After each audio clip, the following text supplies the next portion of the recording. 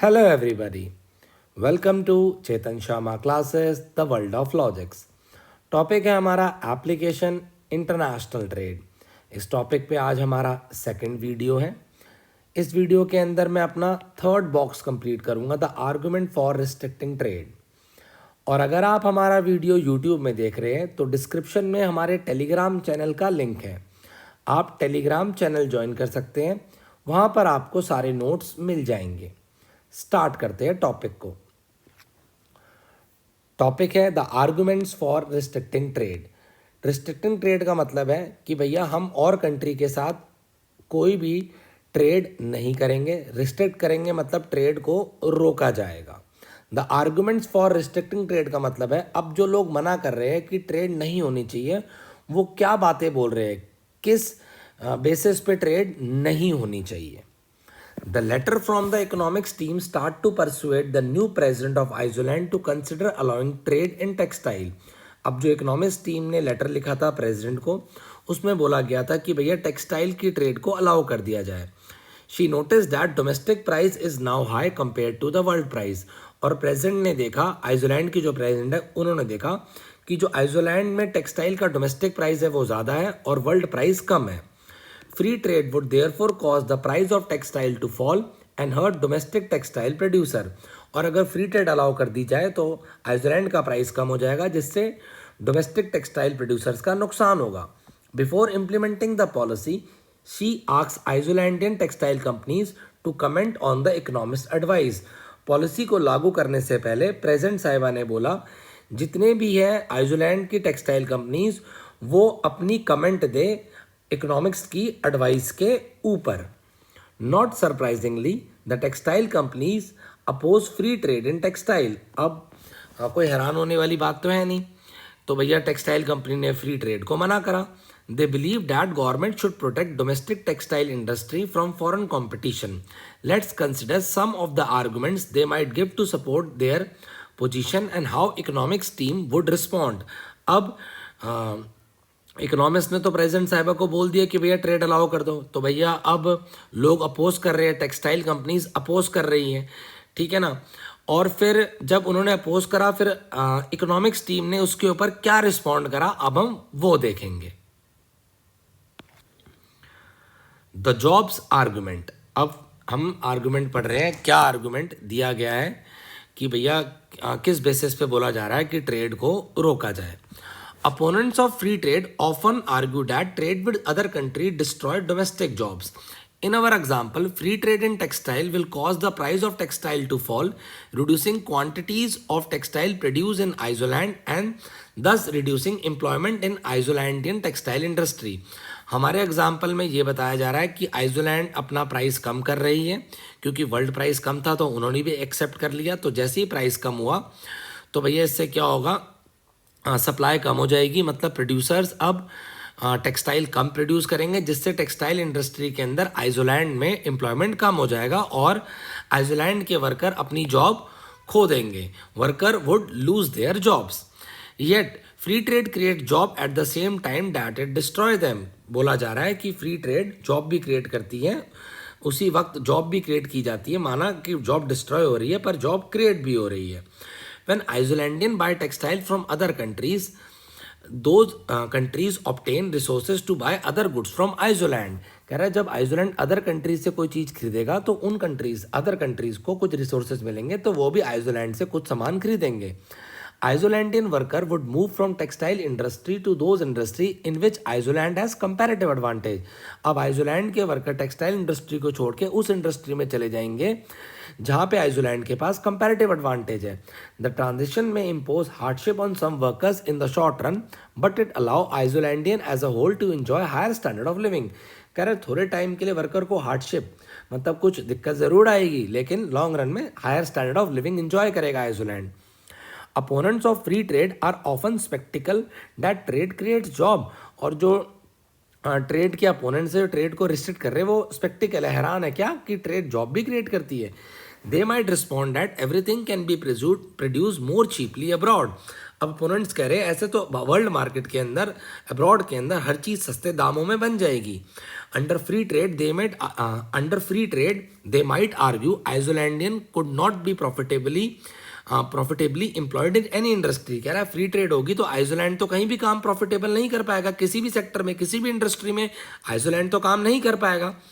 As Chapter 3 explains, however, the gains from trade are based on comparative advantage, not absolute advantage। और ये हम बात पीछे सीख चुके हैं कि भैया जो गेन्स फ्रॉम ट्रेड है वो एब्सोल्यूट एडवांटेज पे डिपेंड नहीं करते, वो कंपैरेटिव एडवांटेज पे डिपेंड करते हैं। ठीक है जी, तो ये बात बहुत आपको ध्यान में रखनी है। देखो मैं यहाँ पे एग्जांपल भी क्रिएट करता हूँ। सपोज करो एक कंट्री मैंने आइसलैंड ले ली और एक मैंने अब्रॉड ले लिया, ठीक है ना, वर्ल्ड मार्केट ले ली। अब सपोज करो आइसलैंड और वर्ल्ड मार्केट में दोनों में मीट भी बनते हैं और पोटैटोज भी बनते हैं, ठीक है जी। अब ये देखा जा रहा है कि मीट और पोटैटो को बनाने की जो एब्सोल्यूट एडवांटेज है वो अदर कंट्री के पास है, अब्रॉड के पास है या वर्ल्ड मार्केट के पास है। एब्सोल्यूट एडवांटेज का मतलब आपको पता है कि उनकी जो इनपुट कॉस्ट है वो कम है, लेकिन भले ही वर्ल्ड मार्केट के पास मीट और पोटैटो दोनों को बनाने में एब्सोल्यूट एडवांटेज है, पर ये नहीं हो सकता कि दोनों गुड्स को बनाने में कंपैरेटिव एडवांटेज भी हो। यही चीज़ें हम पीछे डिस्कस कर चुके हैं काफ़ी बार, मैंने पिछली वीडियोस में भी इसको आपको पूरे प्रॉपर तरीके से बता रखा है। देखो कोई भी कंटेंट पढ़ते हो तो सारी वीडियोस लाइन से देखें और कोई भी वीडियो को स्किप ना करें। देखो कब कौन सी चीज़ काम आ जाए ये आपको भी नहीं पता है, ठीक है ना। आगे मूव करते हैं। Even if one country is better than another country at producing everything, each country can still gain from trading with one another. Workers in each country will eventually find jobs in an industry in which that country has comparative advantage. Normal सी बात है, clear हो चुकी है, ठीक है जी। The national security argument, ठीक है। अगला आर्ग्यूमेंट देखते हैं क्या है। When an industry is threatened with competition from other countries, opponents of free trade often argue that industry is vital to national security। अब भैया ये बोला जा रहा है जब किसी एक इंडस्ट्री के अंदर फॉरेन कंपटीशन आता है तो वो इंडस्ट्री डरना स्टार्ट कर देती है, क्योंकि उस इंडस्ट्री के अंदर बाहर से लोग compete करने आ गए हैं। तो भैया अपोनेंट्स जो फ्री ट्रेड को मना करते हैं वो कहते हैं भैया हमारी इंडस्ट्री तो बहुत ही इंपॉर्टेंट है नेशनल सिक्योरिटी के लिए। तो रीज़न चेक करते हैं। एग्जाम्पल से चेक करते हैं। If Iceland were considering free trade in steel, domestic steel companies might point out steel is use to make guns and tanks. Suppose करो आइसलैंड अब स्टील के अंदर ट्रेड कर रहा है बाहर कंट्री के साथ, तो आइसलैंड के जो स्टील बनाने वाले हैं वो बोलेंगे भैया स्टील तो गन्स और टैंक्स बनाने के काम आता है। Free trade would allow Iceland to become dependent on foreign countries to supply steel. और अगर आप फ्री ट्रेड अलाउ कर दोगे तो आप तो फॉरेन कंट्री पे डिपेंड हो जाओगे स्टील के लिए। If a war broke later out and foreign supply was interrupted, Iceland might be unable to produce enough steel and weapons to defend itself। और अचानक से अगर कभी लड़ाई झगड़े की सिचुएशन आ जाए, वॉर हो जाए, तो भैया फिर कहाँ से स्टील आएगा और वेपन कैसे बनेंगे। Economists acknowledge that protecting key industry may be appropriate when there are legitimate concerns over national security। Economist का कहना है इस आर्गूमेंट पे, ठीक है मानते हैं आपकी बात कि भैया कोई वाइटल इंडस्ट्री है, कोई की इंडस्ट्री है, तो उसको प्रोटेक्ट करना बहुत ही ज़रूरी है अगर लॉ कहता है कि भाई नेशनल सिक्योरिटी का कंसर्न है। Yet they fear that this argument may be use to quickly by producer eager to gain at consumer expense. लेकिन उन्हें पता है ये बात, इकोनॉमिक्स को, वो डरते हैं इस बात से कि आज ये जितने भी स्टील बनाने वाले प्रोड्यूसर है वो नेशनल सिक्योरिटी बोल के अपनी नेशनल सिक्योरिटी का रीज़न दे के ट्रेड को रोकना चाह रहे हैं, लेकिन इससे जो कंज्यूमर है उसको काफ़ी बड़ी कीमत चुकानी पड़ेगी। द रीज़न इज़ डैट, सुनो ध्यान से, अगर स्टील बाहर से आता है तो भैया कंज्यूमर को क्या होगा, कंज्यूमर को स्टील सस्ता मिलेगा तो कंज्यूमर सरप्लस तो बढ़ेगा ही बढ़ेगा ना, अगर स्टील बाहर से आ रहा है, क्योंकि वर्ल्ड मार्केट में प्राइस कम है तो आइसलैंड को भी स्टील के प्राइस क्या करने पड़ेंगे, अपने कम करने पड़ेंगे, तो कंज्यूमर को फ़ायदा होगा ही होगा।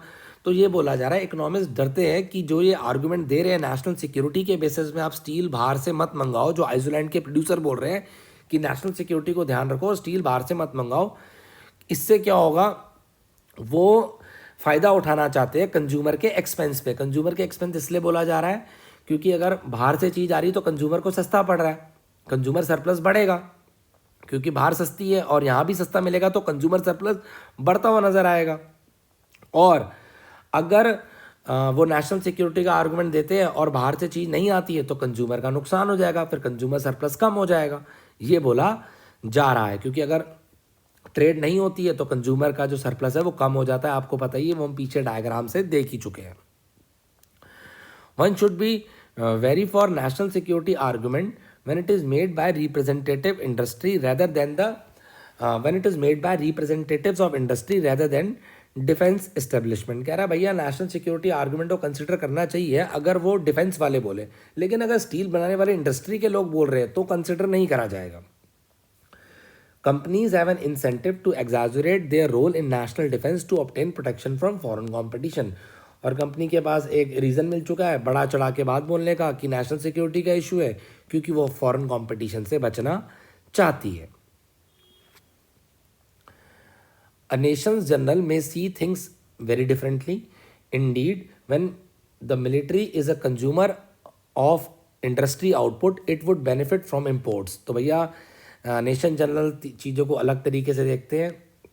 इंडीड हकीकत में अगर मिलिट्री ही इंडस्ट्री से आउटपुट ले रही है तो भैया मिलिट्री को तो फ़ायदा हो ही रहा है इम्पोर्टेड चीज़ लेने में, क्योंकि मिलिट्री को तो सस्ता मिल रहा है। और बोला जा रहा है cheaper steel in Iceland for example would allow Icelandic military to accumulate a stockpile of weapons at lower cost. तो बोला जा रहा है अगर आज सस्ता मिल रहा है तो आप वेपन्स का स्टॉक पाइल बना के रख लो आज ही, आपको तो इम्पोर्ट करने से फ़ायदा ही हो रहा है ना। तो ये बोला जा रहा है। ठीक है जी, तो पूरी की पूरी स्टोरी आपको क्लियर हो गई है कि भैया ट्रेड रिस्ट्रिक्शन पे क्या आर्गूमेंट था। ठीक है, फिर इकोनॉमिस्ट ने कैसे उस चीज़ को डिफेंड किया। ठीक है, the infant industry argument. New industries sometime argue for temporary trade restrictions to help them get started. After a period of protection the argument goes these industry will mature and will be able to compete with foreign firms. भाई नई industry कहती है भैया trade में restriction लाओ, अभी आप trade नहीं करोगे। ठीक है, मतलब हम नहीं चाहते आप ट्रेड करो, नेशन ट्रेड ना करे, क्यों, एक बार हमें पहले स्टार्ट होने दो। ठीक है जी, वो तो मना करती है, रिस्ट्रिक्ट करती है नई इंडस्ट्री, कहती है भैया एक बार हम मैच्योर हो जाएंगे फिर भले ही इस आर्गूमेंट को आप भूल जाना, हमें फिर कोई दिक्कत नहीं है, एक बार हमें मतलब काबिल होने दो कि हम भी फॉरेन फर्म्स के साथ compete कर सकें। Similarly old industry sometime argue that they need temporary protection to help them adjust to new condition. अब कभी कभार पुरानी इंडस्ट्रीज भी कह देती है, क्या कहती है कि भैया हमको भी टाइम लगेगा, क्योंकि अब आपने नई कंडीशन ले आए, नई कंडीशन मतलब आप बाहर से ट्रेड कर रहे हो, तो भैया इन हालात में ढलने में भी हमें टाइम लगेगा। अब देखो जो ये आर्गूमेंट चल रहे हैं आपको पता है सारे के सारे आर्गूमेंट कौन कर रहे हैं, ये हम स्टार्टिंग में ही जान चुके, सारे के सारे जो प्रोड्यूसर्स हैं वो आर्गूमेंट कर रहे हैं। और प्रोड्यूसर ये कह रहे हैं कि भैया जो अभी आप ट्रेड को मत करवाओ, अभी आप ट्रेड को ना होने दो। द रीज़न इज़ डैट कि अभी कुछ इंडस्ट्रीज़ हमारी नहीं है और कुछ ओल्डर वाले भी कह रहे हैं हमें भैया एडजस्ट होने के लिए टाइम लगेगा। ठीक है ना, क्योंकि आपने हालात अब बदल दिए, तो आप ट्रेड कर रहे हो तो हमें टाइम लगेगा, तो अभी आप ट्रेड को रोको। Economists are often skeptical about such claim largely because the infant industry argument is difficult to implement in practice। भैया जो इन्फेंट इंडस्ट्री का आर्गूमेंट है ये हकीकत में लाना बहुत ही मुश्किल है। To apply protection successfully, the government would need to decide whether which industries will eventually be profitable। तो भैया अगर आप ट्रेड रिस्ट्रिक्शन ला रहे हो तो गवर्नमेंट को डिसाइड करना पड़ेगा कि भैया अंत में जाके कौन सी इंडस्ट्री प्रॉफिटेबल होगी, ये तो बताओ मुझे। अगर मैं ट्रेड रिस्ट्रिक्शन ले भी आती हूँ तो भैया ये तो बताओ कि कौन सी इंडस्ट्री अंत में जाके प्रॉफिटेबल होगी। ठीक है ना, तुम तो ये कह रहे हो कि आज भाई रिस्ट्रिक्ट करो ट्रेड को, हमें प्रॉफिटेबल होने में टाइम लगेगा, मैच्योर होने में टाइम लगेगा। And decide whether benefits of establishing this industry exceed the cost of this protection to the consumers. अब यहाँ पे गवर्नमेंट को देखना पड़ेगा, अगर इन इंडस्ट्री को सेटअप करती है तो जो बेनिफिट्स होंगे, क्या वो बेनिफिट्स जो कंज्यूमर कॉस्ट झेलेंगे उससे ज़्यादा है। अब बच्चा कहता है सर कंज्यूमर कॉस्ट झेलेंगे वो क्या चीज़ है। देखो सिचुएशन क्या चल रही है, सिचुएशन ये चल रही है कि वर्ल्ड मार्केट में प्राइस कम है और जो डोमेस्टिक कंट्री है, हमारे केस में आइसलैंड की स्टडी करी है हमने, डोमेस्टिक कंट्री के जो प्राइस है वो ज़्यादा है। तो भैया प्रेसिडेंट साहिबा को जो लेटर लिखा था इकोनॉमिस्ट ने, उसमें ये बोला गया था कि ट्रेड अलाउ कर दो और अब हम बाहर से सामान लेंगे तो भैया आइसलैंड के डोमेस्टिक प्राइस कम हो जाएंगे इस चक्कर में। तो इस चक्कर में अगर ट्रेड अलाउ होगी तो आइसलैंड के डोमेस्टिक प्राइस कम हो जाएंगे, तो कंज्यूमर को कीमत कम चुकानी पड़ेगी। यही तो स्टोरी चल रही है पूरी की पूरी। लेकिन जो प्रोड्यूसर्स हैं वो मना कर रहे हैं ट्रेड को, वो कह रहे हैं ट्रेड अलाउ ना करी जाए। तो भैया कंज्यूमर को अगर ट्रेड अलाउ नहीं होगी तो कंज्यूमर को, जब तक ट्रेड अलाउ नहीं होगी तब तक कंज्यूमर को प्राइस तो ज़्यादा देने पड़ेंगे ना, तो कंज्यूमर को कॉस्ट तो झेलनी पड़ी रही है ना, यही वो बोल रहा है। तो गवर्नमेंट को डिसाइड करना पड़ेगा whether the benefits of establishing these industry exceed the cost of this protection to consumers. Yet picking winners is extraordinary difficult. It is made even more difficult by political process, which often awards protection to those industry that are politically powerful. अब देखो भैया कौन industry जीतेगी कौन नहीं जीतेगी ये तो पता नहीं है, लेकिन कुछ पॉलिटिकल प्रोसेस के थ्रू भैया कुछ इंडस्ट्रीज को प्रोटेक्शन मिल जाती है जिनके पॉलिटिकल लिंक होते हैं। And once a powerful industry is protected from foreign competition the temporary policy is sometime hard to review. और अगर एक बार ट्रेड रिस्ट्रिक्शन की प्रोटेक्शन मिल गई तो भैया फिर ये पॉलिसी हटाना बहुत ही क्या होता है, मुश्किल होता है। फिर ट्रेड रिस्ट्रिक्ट ही रहती है, ये बोला जा रहा है। बात समझ आए? इकोनॉमिस्ट ये कह रहे हैं कि भैया फिर अगर एक बार ये चीज़ आप ट्रेड रिस्ट्रिक्ट कर दोगे तो जितने भी ये प्रोड्यूसर है इनका फ़ायदा हो जाएगा, पॉलिटिकली स्ट्रांग है, रिस्ट्रिक्ट करवा रहे हैं ट्रेड को। और अगर आज आप ट्रेड रिस्ट्रिक्ट कर दोगे तो फिर भैया इन जो आप आज जो पॉलिसी ला रहे हो, ट्रेड रिस्ट्रिक्ट कर रहे हो, कल आप ट्रेड को अलाउ नहीं कर पाओगे। कहने का मतलब ये है। तो ये जो पॉलिसी आज ला रहे हो ये कल रिमूव हो नहीं पाएगी। In addition, many economists are skeptical about the infant industry argument in principle. अब कुछ इकोनॉमिस्ट बड़े हैरान हैं किस बात से, जो इन्फेंट इंडस्ट्री आर्गूमेंट दे रही है। Suppose for instance that industry is young and unable to compete profitably against foreign rivals, but there is reason to believe that industry can be profitable in the long run. कह रहा है चलो मान लेते हैं industry अभी young है और बाहर के फॉरेन राइवल से compete नहीं कर सकती, और तुम रीज़न भी दे रहे हो कि भैया लॉन्ग रन में हम प्रॉफिटेबल हो जाएंगे। ठीक है ना, ये बात इकोनॉमिस्ट बोल रहे हैं कि भैया अगर आज तुम्हारी इंडस्ट्री यंग है, अनेबल टू कम्पीट है फॉरेन फर्म से, ठीक है, लेकिन आप बोल रहे हो कि लॉन्ग रन में आप प्रॉफिटेबल तो हो ही जाओगे। फिर आगे बोलते हैं in this case firm owner should be willing to incur temporary losses to obtain the eventual profits. Economist कह रहे हैं अगर ऐसा है, आपको लग रहा है प्रॉफिटेबल हो, तो आज टेम्परेरी लॉस आप झेल लो, एंड में तो आपको प्रॉफिट ही होने, इवेंचुअली तो आप प्रॉफिट ही कमाओगे। Protection is not necessary for infant industry to grow. History shows that startup firm often incur temporary losses and succeed in long run. Economist कह रहे हैं भाई इतिहास गवाह है कि स्टार्टअप फर्म स्टार्टिंग में तो लॉस करती है, होता ही है लॉस, बाद में तो प्रॉफिट कमा ही लेती है, और even without protecting from competition, जबकि उनको स्टार्टअप्स को कोई फॉरेन कंपटीशन से प्रोटेक्ट भी नहीं किया जाता है। तो आई होप टॉपिक आपको बड़ा अच्छा समझ आया होगा। मैंने एक एक चीज़ आपको बताई है, ठीक है ना, मैंक्यू की एक एक लाइन पढ़ी है, कोई भी एस्पेक्ट मैंने छोड़ा नहीं है। The unfair competition argument. A common argument is that free trade is desirable only if all countries play by the same rules. अब देखो आपको पता है ये आर्गुमेंट चल रहे कि भैया जितने भी टेक्सटाइल के प्रोड्यूसर हैं वो आर्गुमेंट उठा रहे हैं कि भैया फ्री ट्रेड को रिस्ट्रिक्ट करो। ठीक है, फिर वो ये बोलते हैं अगर आप फ्री ट्रेड कर भी रहे हो तो भैया सारी कंट्रीज सेम रूल से प्ले करें। If firms in different countries are subject to different laws and regulation then it is unfair to expect the firm to compete in international marketplace. कह रहा है भैया अगर हर कंट्री के अंदर अलग अलग रूल्स एंड रेगुलेशन है तो भैया आप ये एक्सपेक्टेशन ना रखें कि भैया कि हम इंटरनेशनल मार्केट प्लेस में compete कर पाएंगे, ये बोला जा रहा है। ठीक है ना भैया। For instance suppose that government of Netherland subsidize its textile industry by giving textile companies large tax benefit. अब ये बोला जा रहा है सपोज करो भाई कोई नेदरलैंड कंट्री है, वो सब्सिडाइज कर रही है अपनी टेक्सटाइल इंडस्ट्री को by giving them large tax break. तो भैया ऐसे केस में क्या होगा? ऐसे केस में भैया अगर आइसलैंड की जो नेदरलैंड गवर्नमेंट है वो सब्सिडीज़ दे रही है तो फिर क्या नज़र आएगा? The Icelandic textile industry might argue that it should be protected from this foreign competition because Netherland is not competing fairly. भाई आइसलैंड की टेक्सटाइल इंडस्ट्री बोलेगी भैया हमको इस फॉरेन कॉम्पिटिशन से बचाया जाए, क्योंकि जो नेदरलैंड है हमारे वो भाई हमारे से फेयर बेसिस पे कम्पीट नहीं कर रहे हैं। Would it in fact hurt Iceland to buy textile from another country at subsidize price? तो भैया क्या हकीकत में ऐसा नुकसान देगा आइसलैंड को कि भैया आइसलैंड को तो भैया बाहर से चीज़ें सस्ते रेट पे मिल रही है, तो क्या ये आइसलैंड को नुकसान देगा? Certainly Iceland textile producer will suffer. भैया इससे आइसलैंड टेक्सटाइल प्रोड्यूसर को सफ़र करेंगे, बट Icelandic textile consumer will benefit from the low price, और कंज्यूमर्स का फ़ायदा होगा।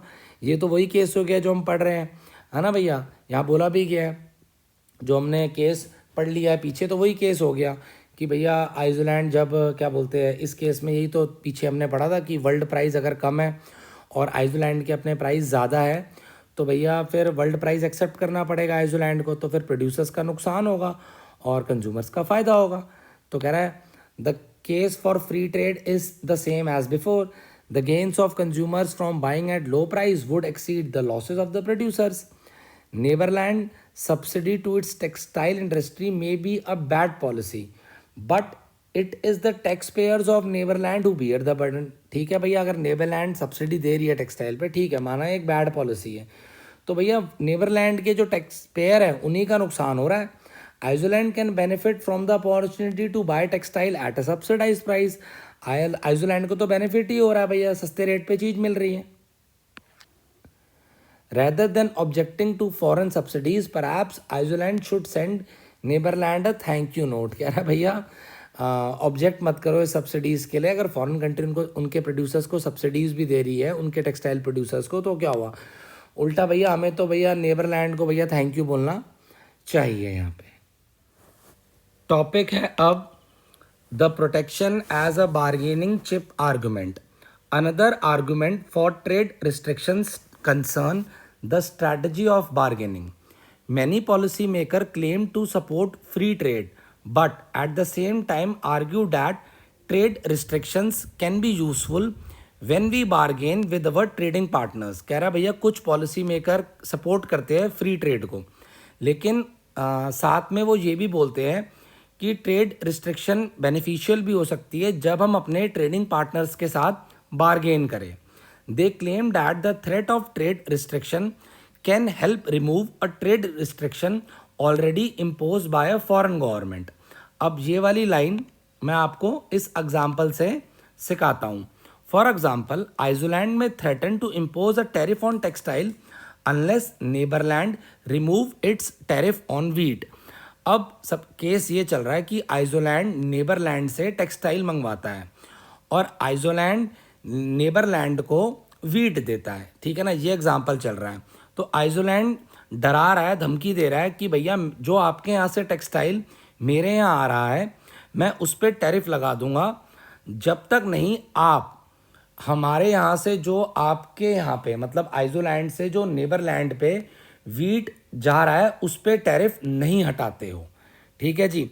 If Netherland respond to this threat by removing its tariff, और इस डर के मारे अगर नेदरलैंड ने टैरिफ हटा दिए, ठीक है ना, जो नेदरलैंड ने वीट पे टैरिफ लगा रखे थे वो हटा दिए, the result can be free a trade. तो इसकी वजह से ट्रेड होगी वो फ्री होगी। अब the problem with this bargaining strategy is that the threat may not work. भैया कभी कभार क्या होता है इस बार्गेनिंग स्ट्रैटेजी से कि जो हमने थ्रेट दिया है, इस केस में जो आइसलैंड ने थ्रेट दिया है नेदरलैंड को, क्या पता वो काम ना करे। If it doesn't work the country faces a choice between two bad options. अगर ये थ्रेट काम नहीं करता तो क्या होगा? It can carry out it's threat and implement the trade restriction which would reduce its own economic welfare. तो भैया अब दो केस बनते हैं। एक केस तो ये कि भैया आइसलैंड अपने थ्रेट के साथ रहे और ट्रेड रिस्ट्रिक्शन को इम्पोज कर दे। इससे क्या होगा भैया? आइसलैंड का अपना ही वेलफेयर कम हो जाएगा, अपना ही सरप्लस कम हो जाएगा। आपको पता ही है, हमने पीछे केस देखा था, जब ट्रेड के ऊपर टैरिफ लग जाते हैं तो कहीं ना कहीं डेड वेट लॉस नज़र आता है। और it can back down from its threat which would cause it to lose prestige in international affairs. और भैया या तो फिर वो जो थ्रेट दिया है, धमकी दी है आइसलैंड, उसको हटा दे, लेकिन इससे भैया उनकी जो इज्जत है वो इंटरनेशनल अफेयर्स में थोड़ी फिर कम हो जाएगी। ठीक है ना, कि भैया थ्रेट दिया भी और फिर बाद में हटा भी दिया, तो भैया कहीं ना कहीं उनकी भैया प्रेस्टीज को हार्म पहुंचेगा। Faced with this choice, the country would probably wish that it had never made the threat in the first place. तो भैया अगर ऐसी चॉइस उसको मिल रही है आइसलैंड को, तो फिर वो आइसलैंड सोचेगा काश हमने थ्रेट दिया ही नहीं होता। टॉपिक है अब एक case study, trade agreements and world trade organization. A country can make one of two approaches to achieving free trade. भैया अगर कंट्री चाहती है फ्री ट्रेड हो, तो भैया कंट्री के पास दो अप्रोचेस हैं, उसमें से कोई भी कंट्री अडॉप्ट कर सकती है। It can take unilateral approach and remove its trade restriction on its own. भैया एक अप्रोच तो है यूनिलैटरल अप्रोच। यूनिलैटरल अप्रोच के अंदर क्या हो रहा है, यूनिलैटरल अप्रोच में कंट्री अपनी खुद की ट्रेड रिस्ट्रिक्शंस को हटा रही है। ठीक है जी। अब बच्चा कहता है सर थोड़ा एग्जाम्पल से समझाओ। देखो सपोज करो हम आइसलैंड की बात करते हैं। ठीक है, अब आइसलैंड कह रही है भैया हमारी कंट्री अगर बाहर से इंपोर्ट करवा रही है, पहली बात तो ये जानो बाहर से इंपोर्ट क्यों करा रही होगी आइसलैंड, क्योंकि वर्ल्ड प्राइस जो है वो कम रहे होंगे और आइसलैंड के खुद के प्राइस ज़्यादा थे, तो आइसलैंड ने वर्ल्ड प्राइस को एक्सेप्ट कर लिया। अब आइसलैंड बाहर से इंपोर्ट करवा रही है, टेक्सटाइल ही समझ लो, कोई दिक्कत की बात नहीं है। अब आइसलैंड बाहर से टेक्सटाइल इंपोर्ट करवा रही है और वो बोल रही है भैया मेरी तरफ से कोई रिस्ट्रिक्शन नहीं है। कहने का मतलब आइसलैंड कह रही है मैं टैरिफ नहीं लगा रही, मतलब आइसलैंड अपनी तरफ से कह रही है कि मैं आइसलैंड कोई टैरिफ नहीं लगा रही इंपोर्ट पे। ठीक है जी। This is the approach that Great Britain took in the 19th century and that Chile and South Korea have taken in recent year. बता रहा है कि यूनिलैटरल अप्रोच किन कंट्रीज ने फॉलो करी। Alternatively a country can take multilateral approach and reduce its trade restriction while other countries do the same। अब इसका मतलब है, ध्यान से सुनना, in other words it can bargain with its trading partner in an attempt to reduce trade restriction around the world। मतलब एक country जिस कंट्री के साथ ट्रेड कर रही है तो वो अपने ट्रेडिंग पार्टनर को ये बोल सकती है भैया हम भी अपनी ट्रेड रिस्ट्रिक्शन हटा देते हैं, आप भी अपनी ट्रेड रिस्ट्रिक्शन हटा दो, तो ऐसे पूरे वर्ल्ड के अंदर ही ट्रेड रिस्ट्रिक्शंस हट जाएगी। ये बोला जा रहा है, इसको बोला जा रहा है multilateral approach. One important example of the multilateral approach is north American free trade agreement which in 1993 lowered trade barriers among the United States। ठीक है ना, बता रहा है भैया मल्टीलैटरल अप्रोच का एग्जांपल बता रहा है। ठीक है जी, North American free trade agreement है जिसने भैया जितने क्या लोअर कर दिए, ट्रेड बैरियर को कम कर दिया। लिखा ना lowered trade barriers among United states, Mexico and Canada. Another is the General Agreement on Tariffs and Trade, which is continuing series of negotiations among many world countries with the goal of promoting free trade. The United States helped to found GATT after World War II in response to the high tariffs imposed during the Great Depression of 1930s। कह रहा भैया United state ने भैया GATT को found किया, मतलब मदद करी फाउंड करने में वर्ल्ड वार 2 के बाद, क्योंकि टैरिफ बहुत ज़्यादा हो गए थे। कब? जब ग्रेट डिप्रेशन ऑफ 1930s चल रहा था। Many economists believe that the high tariff contributed to the world economic hardship of that period. GATT has successfully reduced the average tariff among member countries from about 40% after the World War II to about 5% today. बता रहा है GATT ने tariff कम कर दिए। The rules established under GATT are now enforced by international institution called the world trade organization. कह रहा भैया जो रूल्स है वो वर्ल्ड ट्रेड ऑर्गेनाइजेशन ने जितने भी रूल है वो इन्फोर्स किए हैं। ठीक है जी। The WTO was established in 1995 and has its headquarter in Geneva, Switzerland. As of 2015, 162 countries have joined the organization। बता रहा है कितनी WTO की मेंबर है, कितनी कंट्रीज। ठीक है ना। Accounting more than 97% of world trade. भैया इन कंट्रीज़ के बीच में वर्ल्ड ट्रेड का मोर देन 97% ट्रेड हो रहा है। The functions of WTO are the administrator trade agreements. ठीक है ना। एडमिनिस्टर ट्रेड एग्रीमेंट मतलब संभालेगी सारे ट्रेड एग्रीमेंट्स को। ठीक है ना। Provide a form for negotiation, आपस में सारी कंट्रियों के बीच में नेगोशिएशन करवाएगी WTO। And handle disputes among member countries. What are the pros and cons of multilateral approach to free trade? One advantage is that the multilateral approach has the potential to result in freer trade than unilateral approach because it can reduce trade restriction abroad as well as at the home।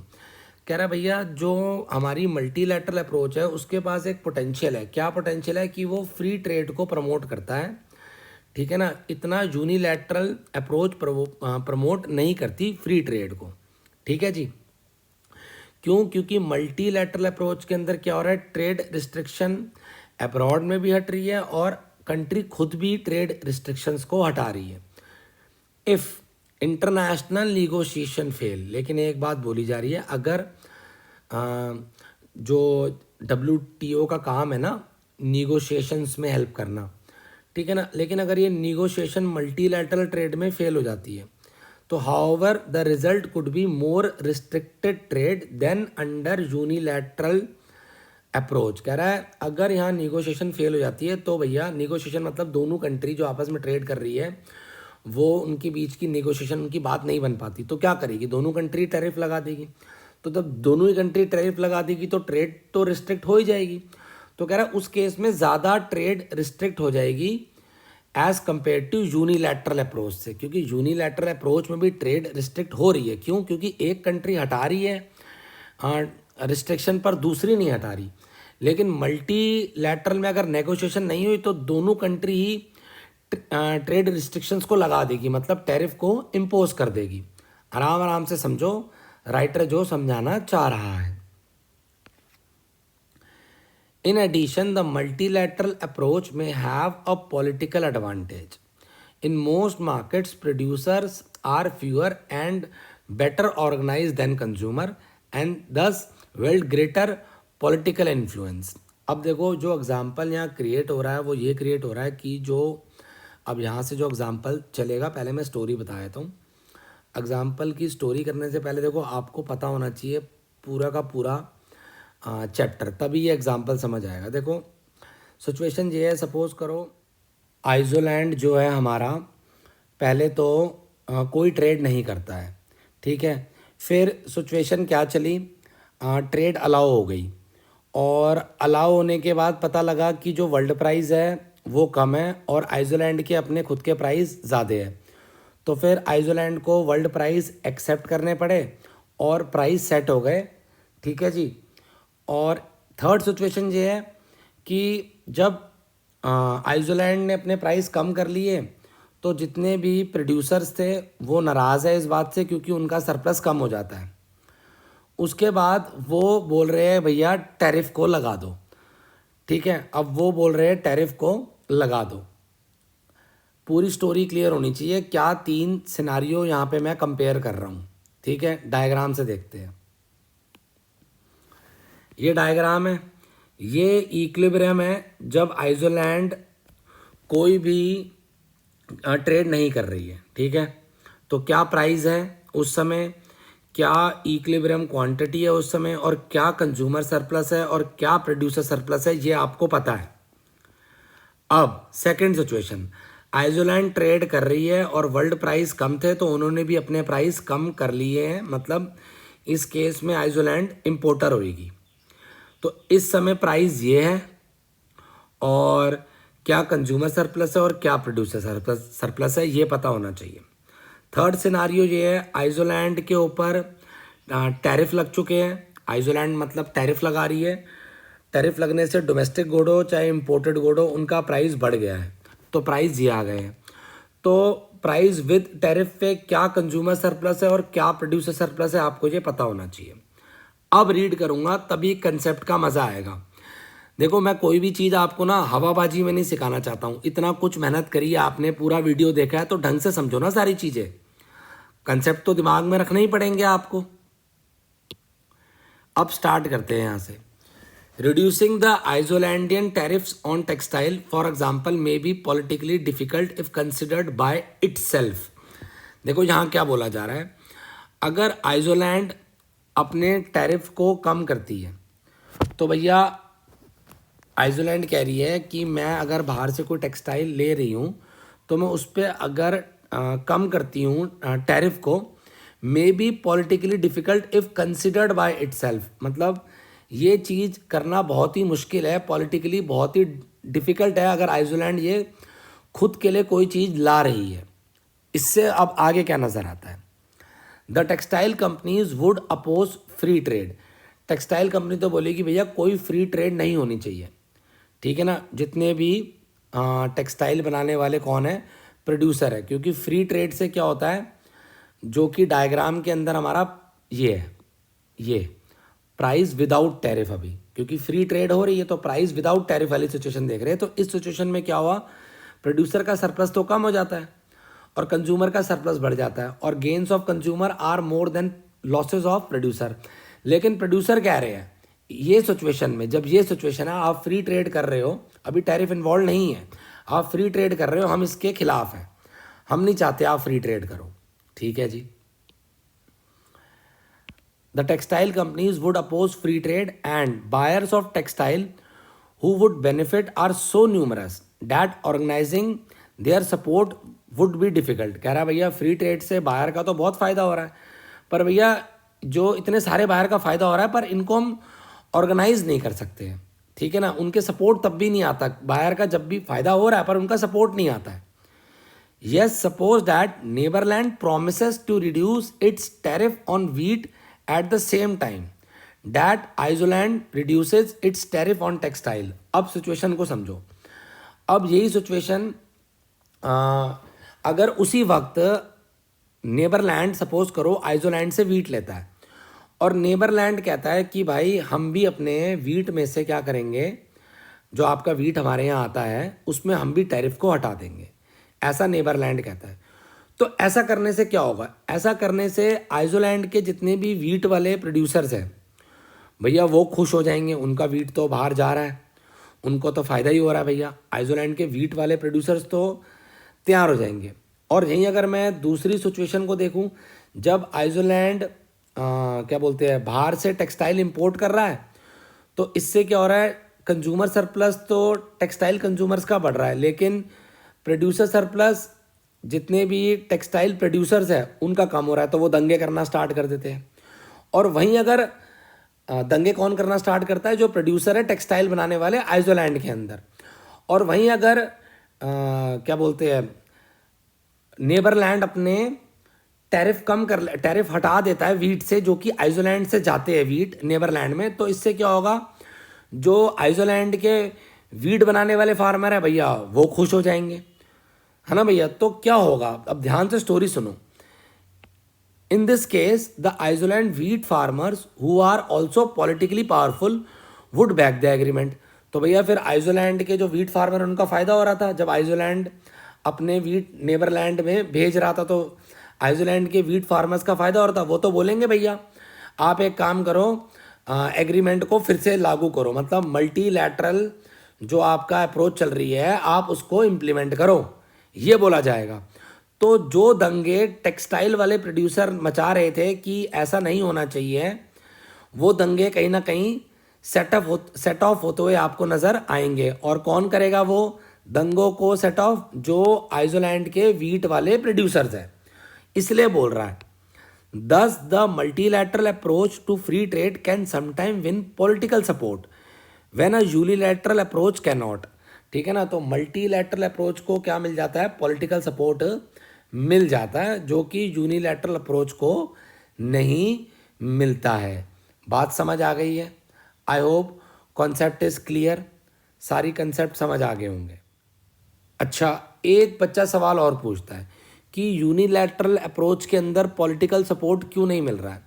Unilateral approach के अंदर Iceland अपने ही मतलब जो Iceland suppose करो बाहर से textile जो मंगवा रहा है उस पर टैरिफ नहीं लगा रहा।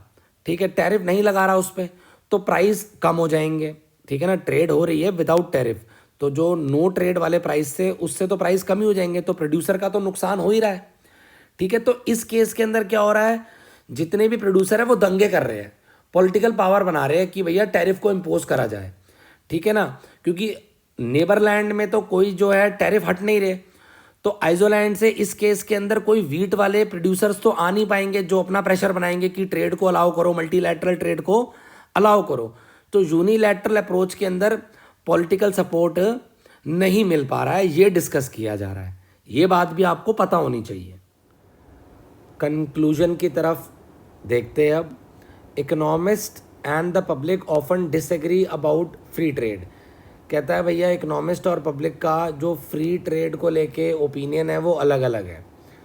इन 2015 NBC news and the wall street journal asked the American public, in general, do you think that free trade between United States and foreign countries has helped the United States, has hurt the United States, or has not made much of a difference either way? तो भैया American public से पूछा गया, जब United state foreign countries के साथ free trade कर रही है तो क्या यूनाइटेड स्टेट की हेल्प हुई इससे, या फिर नुकसान हुआ इससे, या कोई मच डिफरेंस नहीं आया करने और ना करने से? मतलब ट्रेड करने और ना करने से कोई ज़्यादा डिफरेंस नहीं आया। Only 29% of those pooled said free international trade helped. 29% ने बोला मदद हुई है, 34% ने बोला नुकसान हुआ है। The rest thought is made no difference or were unsure. By contrast economist overwhelmingly support free international trade. लेकिन भैया इकोनॉमिस्ट तो बहुत ही स्ट्रॉन्ग तरीके से इंटरनेशनल मतलब जो फ्री इंटरनेशनल ट्रेड है उसको सपोर्ट करते हैं। They view free trade as a way of allocating production efficiently and raising living standard both at home and abroad. ये कहते हैं भैया अगर फ्री ट्रेड करेंगे तो रिसोर्सेज का जो एलोकेशन है वो बहुत बढ़िया होगा और इससे लिविंग स्टैंडर्ड बढ़ेगा, होम कंट्री का भी और अब्रॉड का भी। Economists view the United States as an ongoing experiment that confirms the virtues of free trade. Throughout its history, United States has allowed unrestricted trade among the states, and the country as a whole has benefited from the specialization that trade allow. कह रहा भैया United जो state है उसने हमेशा अपनी United states के अंदर जितनी भी स्टेट्स हैं उनके अंदर अनरिस्ट्रिक्टेड ट्रेड हुआ है और उससे बेनिफिट हुआ है। ठीक है ना भैया, तो कहता है whole has benefit from the specialization that trade allows. Florida grows oranges, Alaska pumps oil, California makes wine and so on. मतलब हर स्टेट्स अलग अलग चीज़ बना रही है। Americans would not enjoy the high standard of living they do today if people could consume only those goods and services produced in their own states.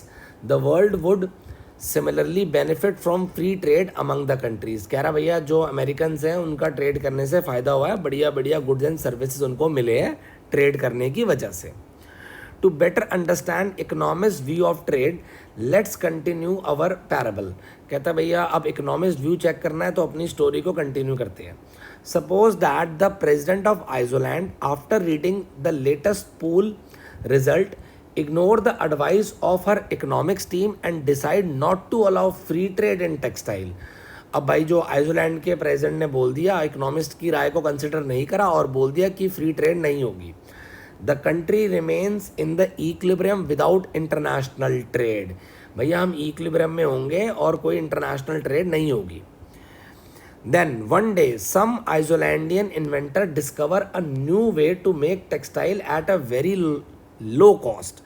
फिर अचानक से एक दिन भाई एक आइसलैंड में एक इन्वेंटर आया, उसने बताया टेक्सटाइल बहुत सस्ती कीमत में बन सकता है। The process is quite mysterious, मतलब बड़ा ही सीक्रेट था। However the inventor insist on keeping it a secret. Inventor ने बताया नहीं क्या प्रोसेस है कि मैं कैसे टेक्सटाइल बनाऊंगा सस्ती कीमत में। What is odd is that the inventor doesn't need traditional input such as cotton or wool। भैया इन्वेंटर कह रहा है टेक्सटाइल बनाने के लिए मुझे कॉटन वूल की ज़रूरत नहीं है। The only material input he needs is wheat. उसने बोला भाई मुझे बस वीट चाहिए बनाने के लिए, टेक्सटाइल बनाने के लिए वीट चाहिए। And even more oddly to manufacture textile from wheat he hardly needs any labour input at all. और दूसरी मज़े की बात कहता है कि भैया अब मुझे वीट से अगर टेक्सटाइल बनाना है तो उसके लिए मुझे लेबर भी नहीं चाहिए। The inventor is held as a genius. भाई उसका स्वागत किया गया, बोला गया आप तो जीनियस हो। Because everyone buys clothing the lower cost of textile allow all Icelandic to enjoy higher standard of living. भाई कपड़ों की ज़रूरत तो सबको है, आप सस्ते में दिला दोगे तो हमारा और बढ़िया, हमारा लिविंग स्टैंडर्ड और बढ़िया हो जाएगा। आगे देखते हैं। Worker who had previously produced textile experience some hardship when their factories close but they eventually find work in other industries। भैया जब टेक्सटाइल की यहाँ पे फैक्ट्रियाँ बंद हो गई तो वर्कर को बड़ी दिक्कत हुई, पर उन्होंने किसी और इंडस्ट्री के अंदर काम ढूंढ लिया। Some become farmer and grow the wheat that the inventor turn into textile। कुछ वर्कर भैया फार्मर बन गए, अब वो वीट उगा रहे हैं और वो इन्वेंटर को दे रहे हैं, इन्वेंटर उससे टेक्सटाइल बना रहा है। Other enter new industry that emerge as a result of higher Icelandic living standard। कुछ किसी और इंडस्ट्री में चले गए। Everyone understand that the displacement of worker in outmoded industry is an inevitable part of technological process and economic growth। भैया सबने ये सोचा जो वर्कर मतलब दूसरी इंडस्ट्रीज में चले गए, ये सब होना ही था, मतलब टेक्नोलॉजिकल प्रोसेस की वजह से ऐसा हमें प्रतीत हो रहा है, जो टेक्नोलॉजी आई है नहीं। After several years a newspaper reporter decide to investigate this mysterious new textile process. भैया कुछ सालों बाद एक न्यूज़पेपर रिपोर्टर था, उसने इसको इन्वेस्टिगेट करना चाहा जो ये नई तरीके से टेक्सटाइल बन रहा है। She sneaks into the inventor's factory and learns that the inventor is fraud. भाई वो फैक्ट्री में चली गई और उसने देखा इन्वेंटर तो फ्रॉड है। The inventor has not been making textile at all. Inventor तो टेक्सटाइल बना ही नहीं रहा है। Instead he has been smuggling wheat abroad in exchange for textile from other countries. वो तो और कंट्री में वीट को स्मगल कर रहा है और टेक्सटाइल मंगवा रहा है। The only thing that inventor had discovered was the gains from international trade. Inventor ने क्या डिस्कवर करा था? उसने ये डिस्कवर करा था कि जब इंटरनेशनल ट्रेड करेंगे तो उससे गेन्स होंगे। When the truth is revealed, the government shut down the inventor operation, the price of textile rises and worker return to job in textile factory। भैया सारे इन्वेंटर का ऑपरेशन बंद कर दिया और फिर टेक्सटाइल के प्राइस बढ़ गए और वर्कर जॉब में चले गए। Living standard in Iceland fall back to their former level. और लिविंग स्टैंडर्ड भी गिरता हुआ नजर आया। The inventor is jailed and held up to public ridicule. मतलब भैया उसको जेल हो गई और बोला भैया तुमने पब्लिक के साथ मतलब मजाक किया है या उनको पागल बनाया है, कुछ भी। After all he was no inventor. बाद में पता लगा वो इन्वेंटर नहीं था, he was just an economist. और वो इकोनॉमिस्ट था, मतलब इकोनॉमिस्ट ये करना चाह रहा था, लोगों को बताना चाह रहा था फ्री ट्रेड करो, इससे आपका लिविंग स्टैंडर्ड बढ़ेगा। बात समझ आई आप लोगों को? तो एक कंक्लूजन काफ़ी अच्छा है जो आपको बताया जा रहा है एक स्टोरी के रूप में. So once again thanks for watching my video. Chetan Sharma classes पे आपको हर एक टॉपिक प्रॉपर और सिस्टमेटाइज तरीके से समझाया जाएगा. आपका कोई भी डाउट हो आप मुझे व्हाट्सएप कर सकते हैं 9891156969 पर.